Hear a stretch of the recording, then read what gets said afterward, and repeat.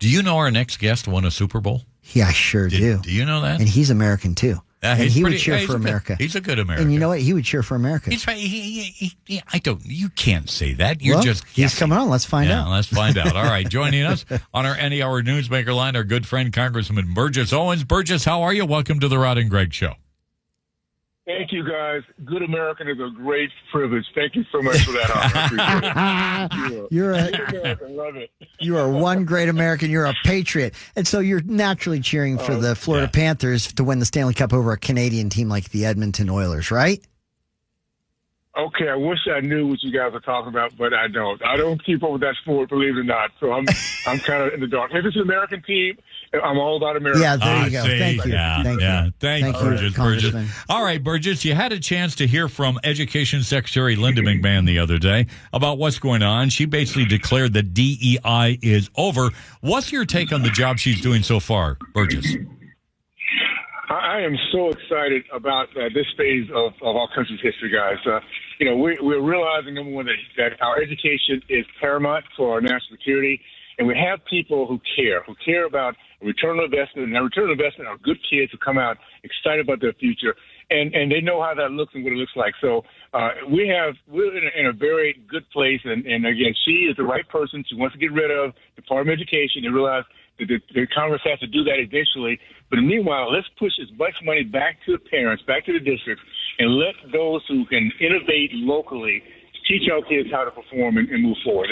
This is something I've been looking forward for so many decades, and finally be part of it is very exciting. You know, that's what I was going to ask you. Do you feel a sense of vindication? Because before Linda McMahon got on the job, I've heard this from Congressman Burgess Owens. Everything that's in this column, every point she's making, I've heard articulated by our Congressman Burgess Owens. Do you feel vindicated hearing the Secretary of Education make your case to the American people?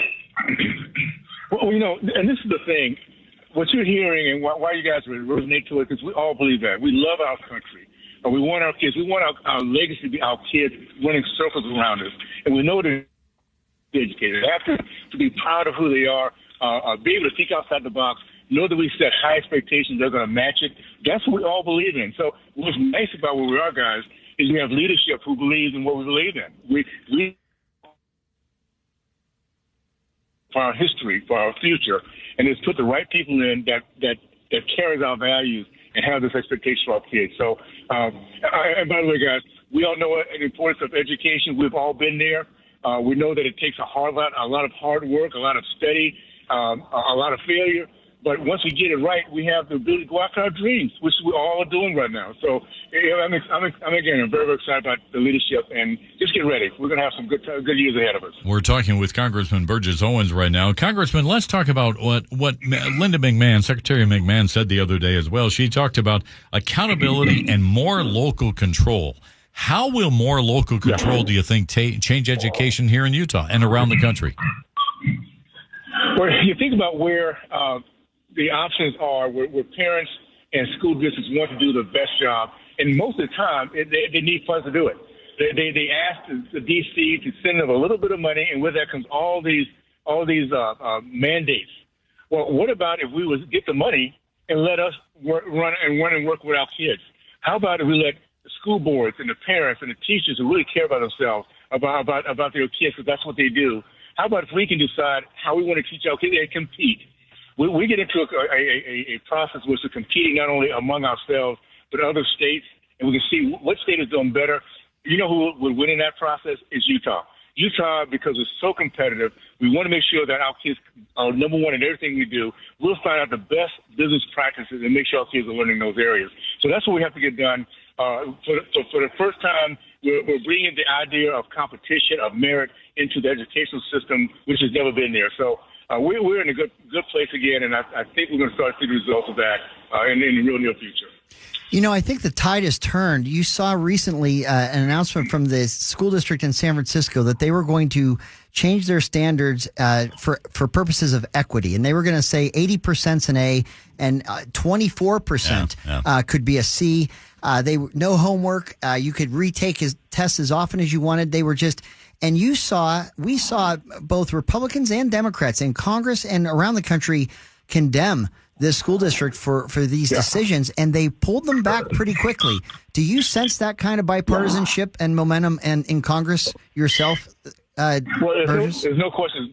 There's bipartisan. Let me just say this. What's going to really keep it this way is choice. You see, these elitists, these Marxists, who continue to do what they do, they will pull back temporarily, but there's always this undercurrent of trying to, how can we get back to what they truly believe in? When we have choice, and parents say, you know what, do it. If that's what you want to go for, but I'm going to take my kids and take them someplace else, and you will lose the money that you have had in the past, and my child will go to a place that will really do the very best for them. So competition, merit, accountability is what it comes down to. And what you're going to start seeing, at least during the term of President Trump, is these institutions are going to come back to doing the right things because they know money's on the line, and they're going to start losing it if they continue to go this woke process. So, yes, it's no question changing, but to make it permanent, give parents a choice, and that will allow every school to either come to the plate and compete, or they go out of business and we take our money elsewhere. Congressman, as always, great chatting with you. We're a big supporter of school choice. We appreciate the work you're doing back there in Washington. Thank you, Congressman.